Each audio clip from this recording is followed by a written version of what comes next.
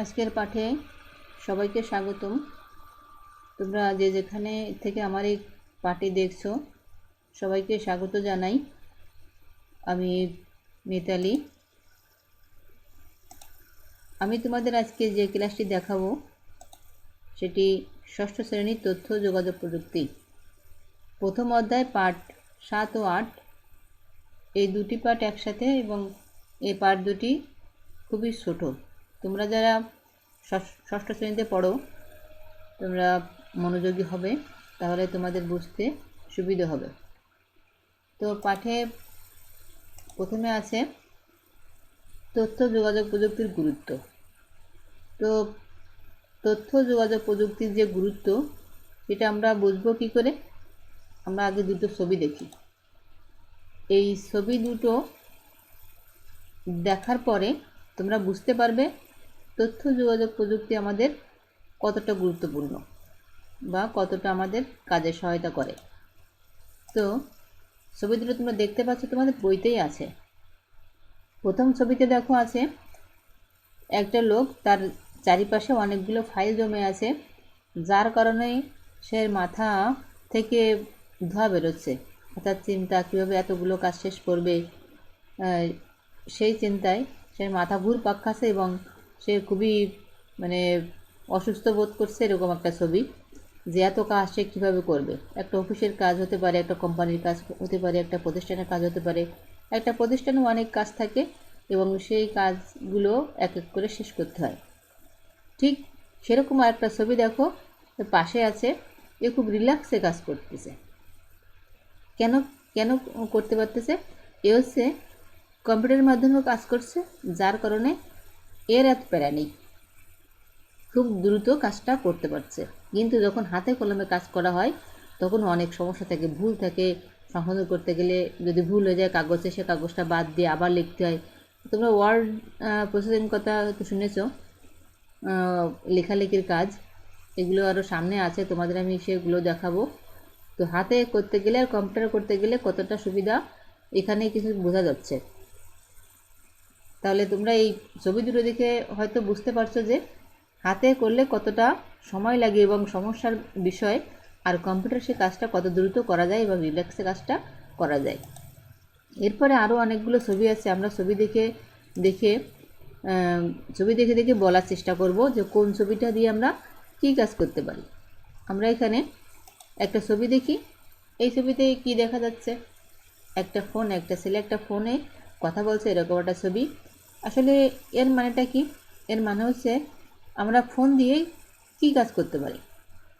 তথ্য প্রযুক্তি ব্যবহার করে আমরা এখন যে ফোনটা ব্যবহার করি, ফোন কিন্তু প্রযুক্তির একটা অবদান, প্রযুক্তি দিয়ে এটা তৈরি করা হয়েছে। তাহলে ফোন আমাদের কী কাজে লাগে? এটা খুবই গুরুত্বপূর্ণ একটা বিষয় যে ফোন আমাদের সবসময় কাজে লাগে, বিপদে আপদে বা সময় কাটানোর জন্য সব কাজেই লাগে। ফোনে যোগাযোগ করতে গেলে খুব দ্রুত যোগাযোগটা করা যায়, এই জন্য ফোনে কথা বলছে। ফোনের অনেক কাহিনী আছে, অনেক ভালো দিক আছে, খারাপ দিক আছে। এবার দেখো ক্যামেরা দিয়ে কী করি? আমরা ছবি তুলি। অনেক সুন্দর সুন্দর জায়গা যখন তোমরা যাও তখন ক্যামেরার মাধ্যমে সেই ছবিগুলো বা সেই দৃশ্যগুলো আমরা ধারণ করে রাখি, যাতে পরবর্তীতে সেগুলো আমাদের আবার মনে পড়ে। ল্যাপটপে কী কাজ করা যায়? ল্যাপটপ দিয়ে আমরা সমস্ত কাজ কিন্তু করতে পারি। এটা একটা অসাধারণ প্রযুক্তির অবদান, যেটা বলে শেষ করা যাবে না। অসম্ভব কাজকে সম্ভব করা যায় এই ল্যাপটপের মাধ্যমে। লেখাপড়া থেকে শুরু করে সমস্ত খুঁটিনাটি কাজ কিন্তু এই ল্যাপটপের মাধ্যমে আমরা করতে পারি। এরপরে দেখো, এরপর ছবিতে টিভি দেখছে, একটা ছেলে টিভি দেখছে। তোমরাও অনেকে দেখো, সিরিয়াল দেখে, কেউ খবর শোনে, কেউ কার্টুন দেখে, যেটা ভালো লাগে সে সেটা দেখে, কেউ খেলাধুলো দেখে। পরের ছবিতে আছে কি? এটিএম থেকে টাকা তোলা। এখন প্রযুক্তির উন্নয়নের কারণে আমরা কিন্তু আর ব্যাংকে যেতে চাই না।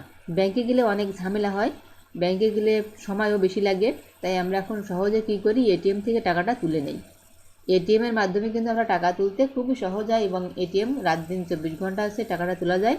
ব্যাংকের মতো না যে ব্যাংকে লাইন দিয়ে দাঁড়াতে হবে বা সিরিয়াল অনুযায়ী হবে, এরকম না, দীর্ঘ লাইন সেরকম থাকে না। এটিএম কিন্তু ফাঁকাই থাকে, যে কোনো সময় টাকাটা তোলা যায়। এরপরে দেখো আরও কিছু ছবি আছে, সেই ছবিগুলো আমরা দেখি।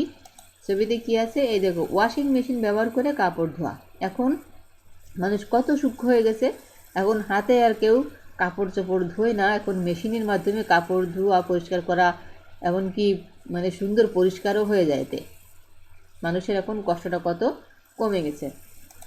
এরপরে দেখো মাইক্রো ওভেন ব্যবহার করে রান্না, অর্থাৎ এই ওভেন দিয়ে আমরা কী করি, ফাস্টফুড তৈরি করতে পারি, কিন্তু আবার আমরা খাবার গরম করতে পারি, খাবার রান্নাবান্না করার কাজগুলো আমরা কিন্তু এই ওভেন দিয়ে করতে পারি।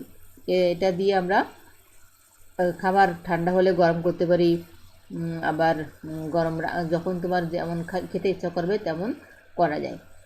এরপর দেখো ই বুক ব্যবহার করে বই পড়া, অর্থাৎ আমরা ই বুকের কথা হয়তো শুনেছি, হাজার হাজার লাইব্রেরি ই বুকের ভিতর থাকে, সমস্ত লাইব্রেরি এখানে খুঁজে পাওয়া যায় ই বুকে ইলেকট্রনিক বই, অর্থাৎ নেটের মাধ্যমে আমরা যে বইগুলো পড়ি সেটাকে বলা হয় ই বুক।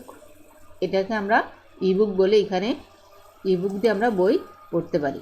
এরপরে দেখো এরপরটা কি আছে, এরপরে দেখো সিটি স্ক্যান করে রোগ নির্ণয়, অর্থাৎ তোমরাও কিন্তু জানো সিটি স্ক্যানটা কি।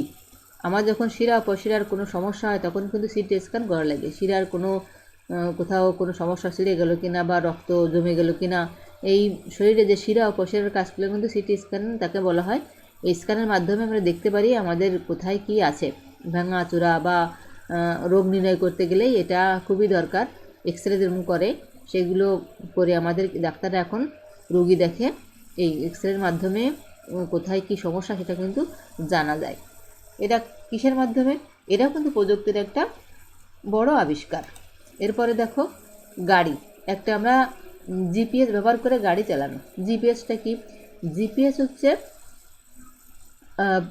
জিপিএসটা আমরা কেন লাগাই, জিপিএসটা কেন লাগাই, আমরা পথঘাট চলার জন্য কিন্তু জিপিএস লাগাই। জিপিএস লাগালে আমরা অজানা জায়গাগুলো চিনতে পারি, অজানা জায়গা আমরা চিনতে পারি। যারা জায়গা চেনে না তারা একটা জিপিএস লাগায় নেয়, জিপিএস আমাদের সেই নির্দিষ্ট জায়গায় কিন্তু নিয়ে যায়। গ্লোবাল পজিশনিং সিস্টেম হচ্ছে জিপিএসের পূর্ণ মিনিং। তো এইটা লাগাই কেন, আমরা অজানা জায়গা চেনার জন্য কিন্তু আমরা এইটা লাগাই। তাহলে আমাদের এইখানে কয়টা ছবি আছে, এখানে মোট হচ্ছে 10টা ছবি। ছবি দেখে দেখে কিন্তু আমরা বলতে পারলাম কোন ছবিতে আমরা কী কাজ করি, কিভাবে কাজ করি। আশা করি তোমরাও এগুলো জানো বা বুঝতে পারছো। আবার এর সাথে সাথে তোমরা অন্য আরও কী কাজ করা যায় সেগুলো কিন্তু ভাববে। এবার তোমরা সবাই মিলে একটা কথা চিন্তা করবে, কি চিন্তা করবে, বিদ্যালয়ে শিক্ষা কার্যক্রমকে আরও কীভাবে আকর্ষণীয় করা যায়, বিদ্যালয়ের শিক্ষা কার্যক্রমকে আরও কীভাবে আকর্ষণীয় করা যায় সেই বিষয়টা, সেই ক্ষেত্রগুলোকে আইসিটি কেমন করে ব্যবহার করা যায়, সেই ক্ষেত্রগুলোকে আইসিটি কেমন করে ব্যবহার করা যায়, এইটা কিন্তু চিন্তা করে কী করবে, লিখবে। তোমরা সবাই মিলে একসাথে চিন্তা করবে, একজন এক একটা পয়েন্ট দিলেই অনেকগুলো পয়েন্ট হয়ে যাবে। তাহলে কী হবে, তোমরা আরও বেশি বেশি শিখতে পারবে, জানতে পারবে। তো তোমাদের সবাইকে আবারও ধন্যবাদ জানাই। এই পাঠটা খুব বেশি বড় না, আশা করছি তোমরা বুঝতে পেরেছো। তো সবাই সুস্থ থাকো, ভালো থাকো, সবাইকে আবারও ধন্যবাদ।